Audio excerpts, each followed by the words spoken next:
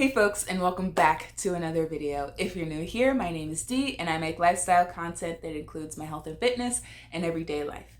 So in today's video, I'm super stoked because this project has been a long time coming. Let me just tell you, when I was editing the video, my fiance came in and was like, "You're still working on this video?" And I said yes, because I needed to give myself some time with this project. But basically today's video is all about my little cozy corner. Now, if you've been watching my channel since I've started, you know that I primarily work in this space, which is my studio. So my craft space, I work in here, I relax in here from time to time, and I want to have a place where I could read or even just take a nap or something. But the biggest part about this cozy corner that I really wanted was I wanted an ottoman that I'd be able to fold and put away. So I was looking online and I didn't really see any ottomans that were affordable that had the type of functionality that I was looking for. So throughout the video, you will see me kind of putzing around with different options. I got some tables from Facebook Marketplace and whatnot that I tried to change around. And yeah, so I really hope that you enjoy this DIY. Don't be coming for me. This is my first DIY on this channel. I love crafts, but this is completely new to me and I hope you enjoy. So I will stop talking and let you enjoy. Thanks for watching, guys. Okay, so let's start with the first part of this little makeover, and that is when I got my little chair. So I got this chair from Wayfair. Can't really remember how much it would cost, but I'll make sure to have everything linked down below. But here you can see that I just got the package back in June, and I'm, just unboxing it, unpacking it, and then I'm going to put it all together.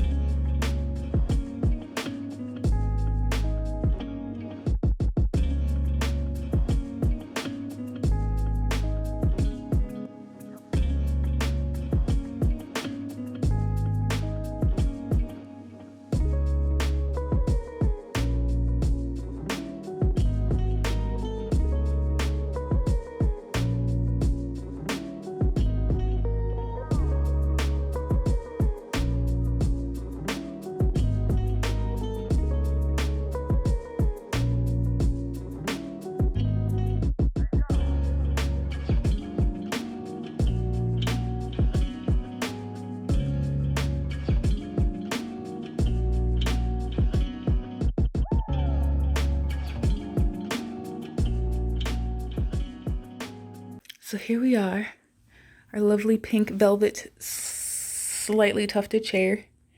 The wood color is all right. I may eventually stain it if it bothers me, but I do want to keep the wood light in here in terms of stain color, whatever. But yeah, here's the first part. So here's where things tend to change, and not for the better. So you see here, I'm sanding this table down. I got this table from Facebook Marketplace. I think I paid like 20 bucks for it, maybe at the most. But you see that I'm standing here, and this is one of the decisions that I wish I didn't make, because the color of the wood was actually what I wanted it to be. So I ended up sanding it, wiping everything down, and then you'll see in a sec that I put a different stain on it.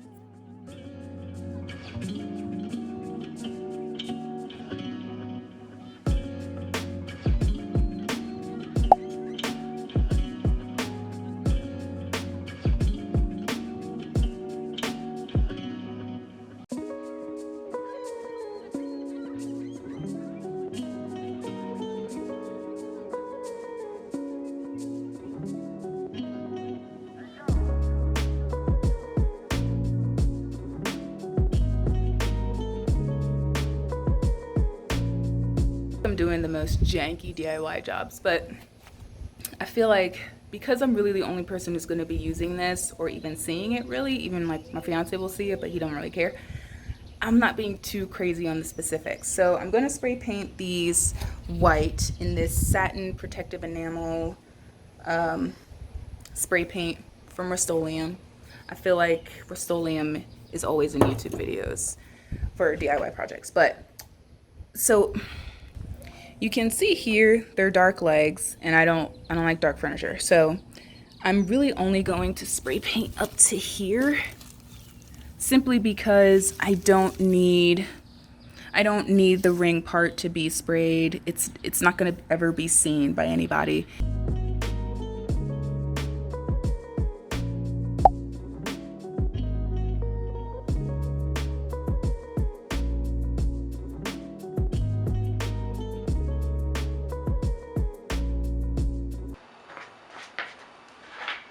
So with this tray table, I'm turning it into an ottoman, and I'm trying to figure out how much I'm supposed to cut off of it. So I've got my ruler here and a pencil, so I can figure out how far I need to cut. So I was trying to figure out if I wanted to stain this, but I'm lazy and I don't feel like sanding this because I'm just over sanding that. So I need to figure out what the current height of this is, and then cut the legs. I know I'm gonna cut this little like bottom bit off, but I don't know how much to cut off.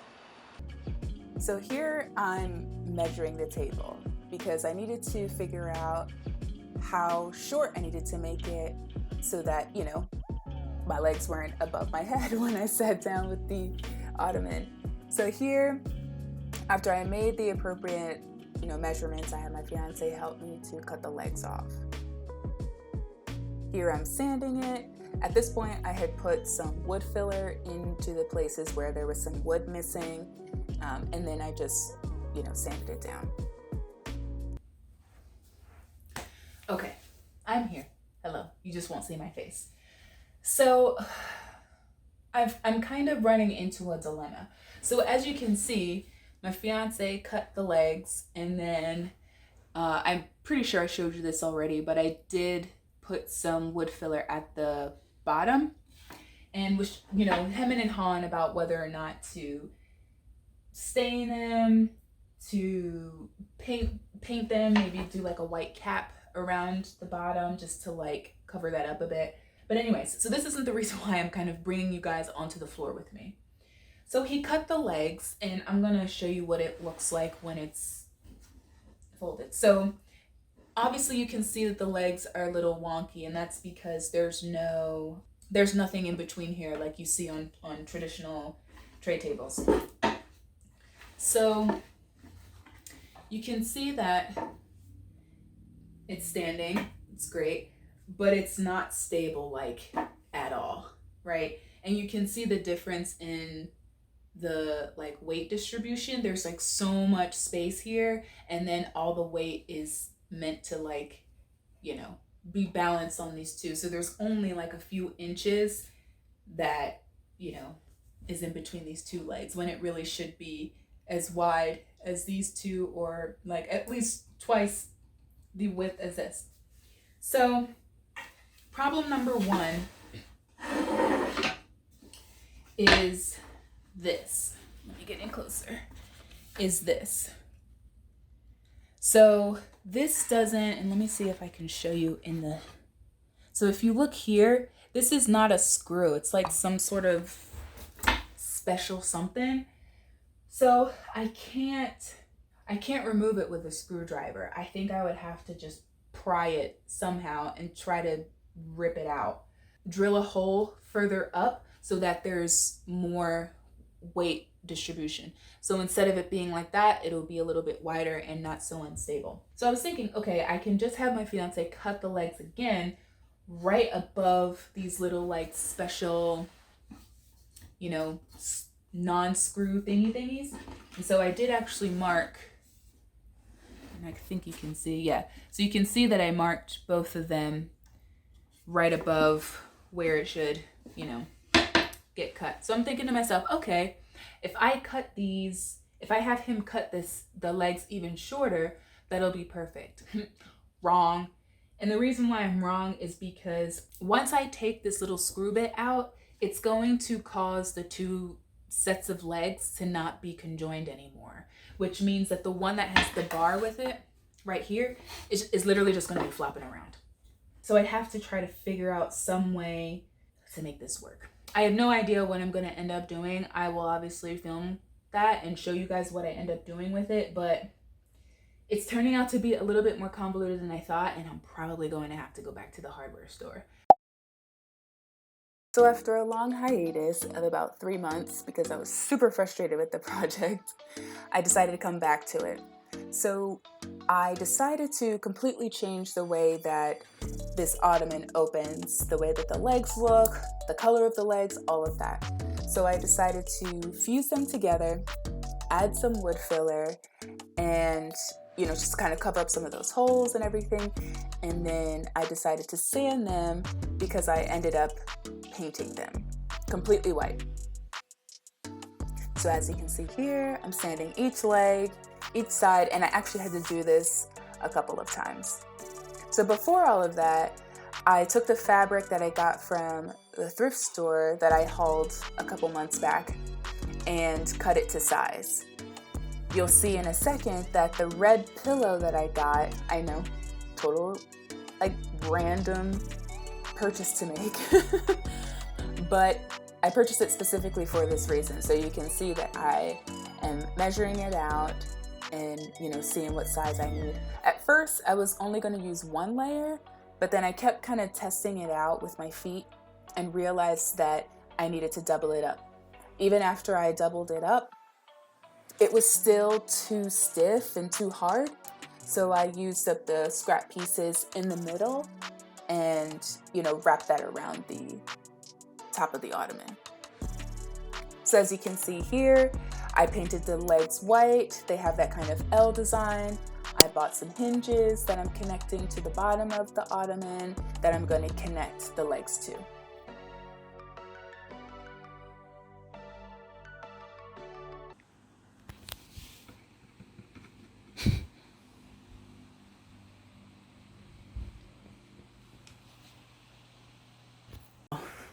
This is probably the most stressful DIY I've ever done in my life.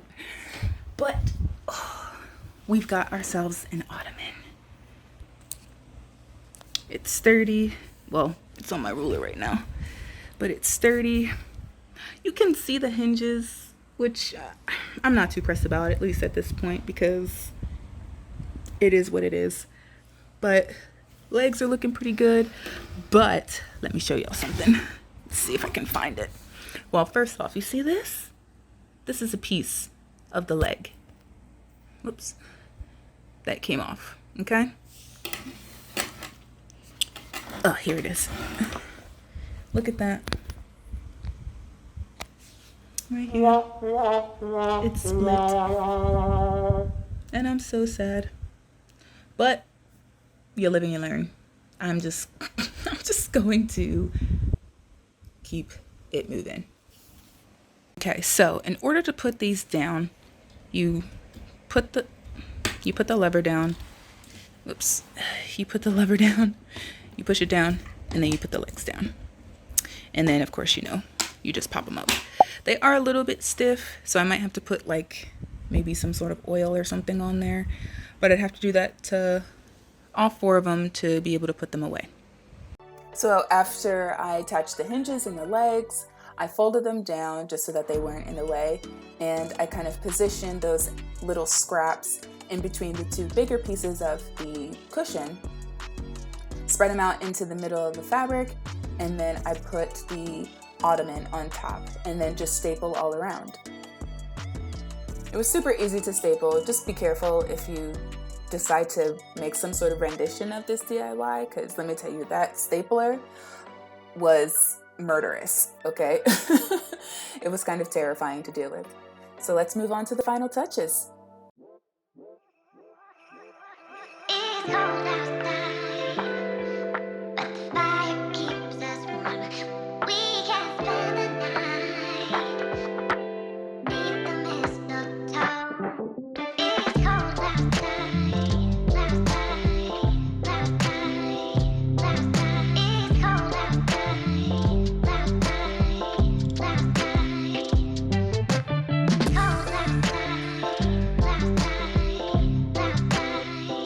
outside.